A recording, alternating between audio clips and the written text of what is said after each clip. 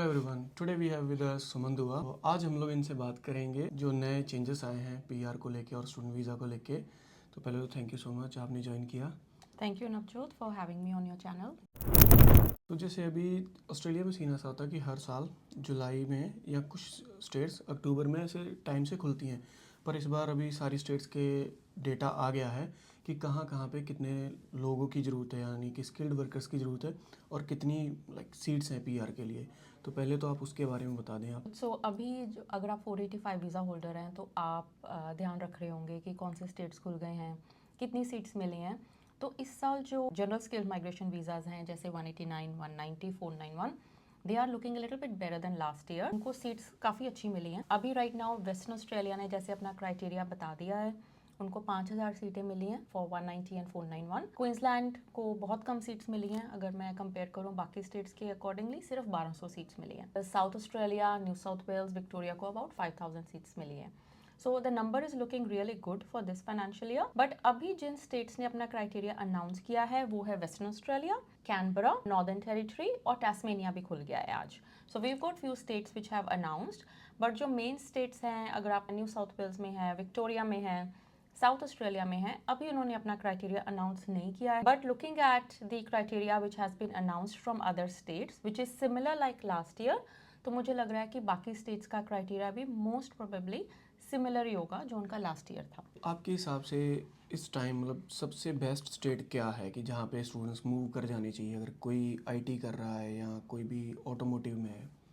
जी, जैसे मैंने बोला कि सिर्फ 3-4 स्टेट्स ही हैं जिन्होंने क्राइटेरिया अनाउंस किया है। Western Australia is looking very good, क्योंकि वेस्टर्न ऑस्ट्रेलिया ही ऐसा स्टेट है जो इंटर स्टेट एप्लीकेंट्स को भी बुलाता है।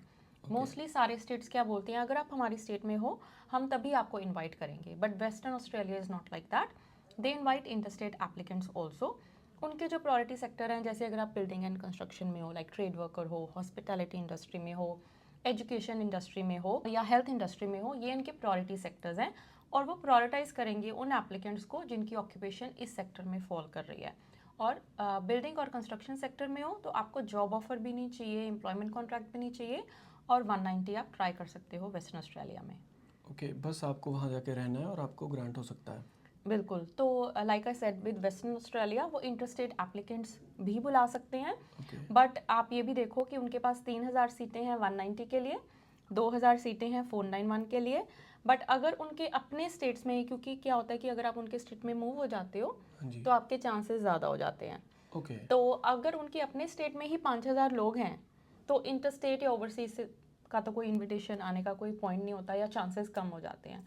तो अगर आप यहाँ पे हो, ऑस्ट्रेलिया में हो, और आपके अपने स्टेट में जैसे आपकी ऑक्यूपेशन खुली नहीं है या हाईली कम्पिटिटिव है, तो आप देख सकते हो कि आप वेस्टर्न ऑस्ट्रेलिया के अगर प्रायोरिटी सेक्टर में हो, then you can think about moving to Western Australia. मेरा एक और क्वेश्चन है इसी में से, जैसे अगर मान लो कोई इंडिया में है ना और उसके पास एक्सपीरियंस है 3 साल का या 4 साल का, तो वो भी डायरेक्ट अप्लाई कर सकते हैं इन वीज़ाज़ के लिए कि नहीं? बिल्कुल।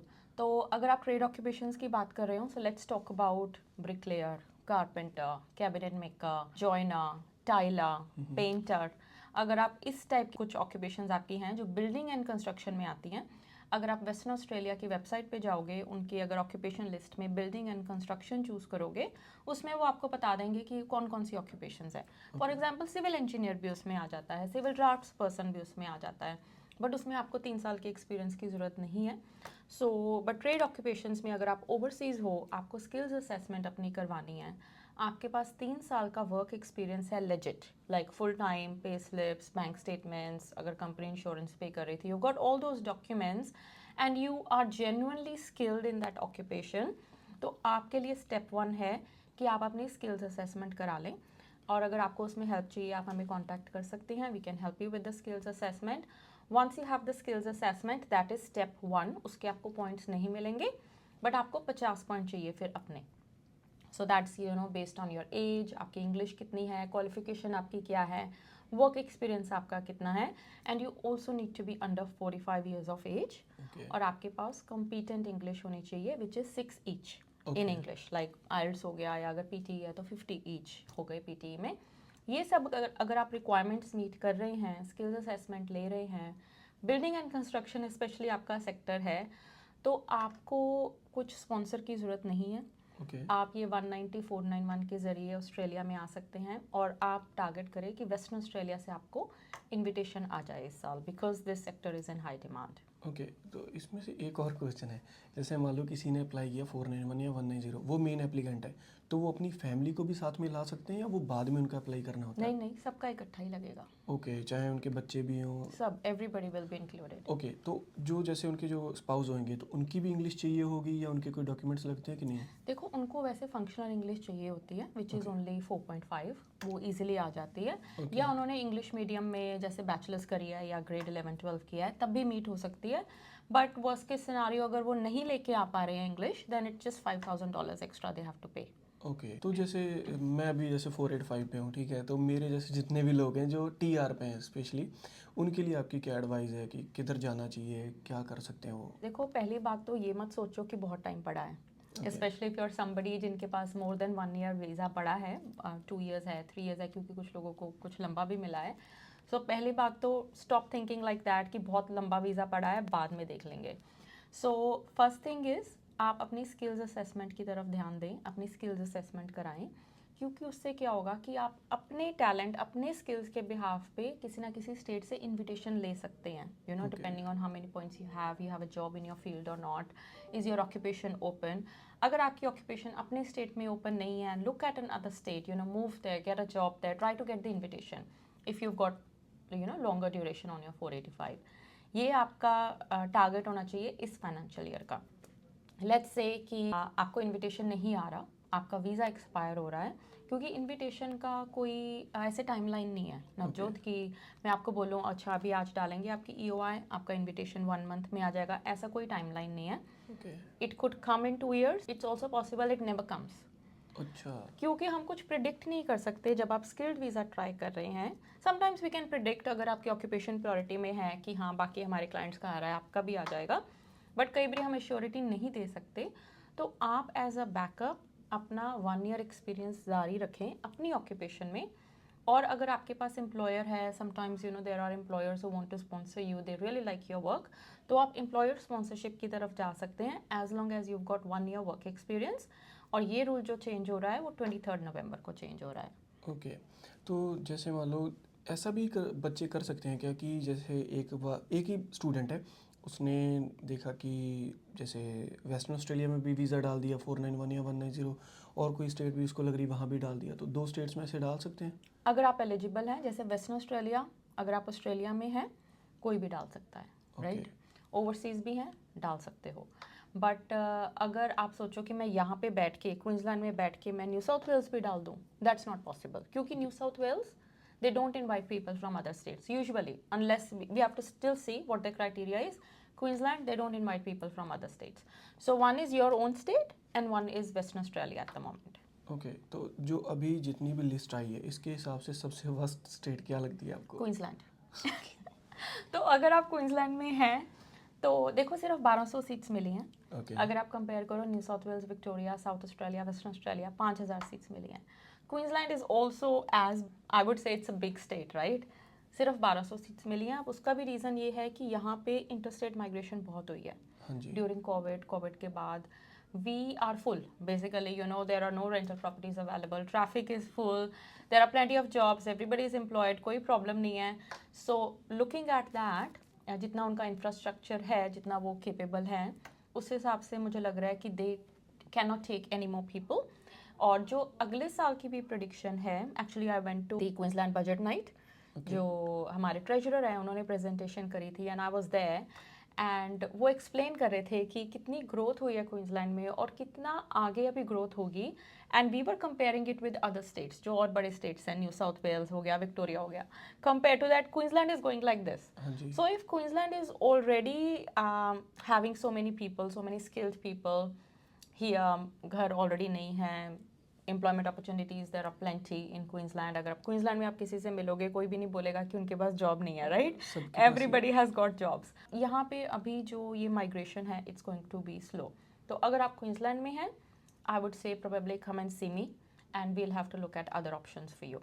क्वींसलैंड में जॉब्स तो बहुत है पर घर नहीं है रहने को। हाँ। ये तो एक चीज़ मेरे को और बताओ, जैसे ओलंपिक्स होने हैं यहाँ पे 2032 में, ठीक है, 2032 में, तो उसके हिसाब से मतलब आगे जाके सीटें बढ़ाएंगे, कुछ करेंगे उसके लिए, क्योंकि इनको वर्कर्स तो चाहिए होंगे।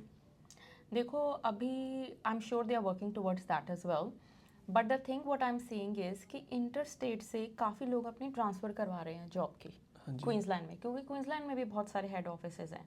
अभी they are self sufficient, okay, but closer to that you know migration rules आपको पता है हर साल चेंज होते हैं। हाँ जी। Closer to 2032 what happens we don't know, there might be some opportunities but that's very far to say. May be उससे 2-3 साल पहले थोड़ा सा ज़्यादा वो मेहनत करेंगे to make it look better and जो भी इंफ्रास्ट्रक्चर इन्होंने और करना है extend, but right now it's not good for migration. But on the other hand अगर आपके पास कोई एम्प्लॉयर है क्वींसलैंड में who is ready to sponsor you, that opportunity is always there. So there is no capping on that for now. So you could go for a 482 visa. There is usually no capping on 482 visa. 186 visa के लिए capping होती है, but as long as you have lodged the visa, अगर इस साल उनकी सीटें finish हो जाती हैं तो वो आपकी जो एप्लीकेशन है नेक्स्ट ईयर में चली जाती है, तो नेक्स्ट ईयर आपकी हो, एज लॉन्ग एज आपने लॉन्च कर दी इट्स ऑल गुड।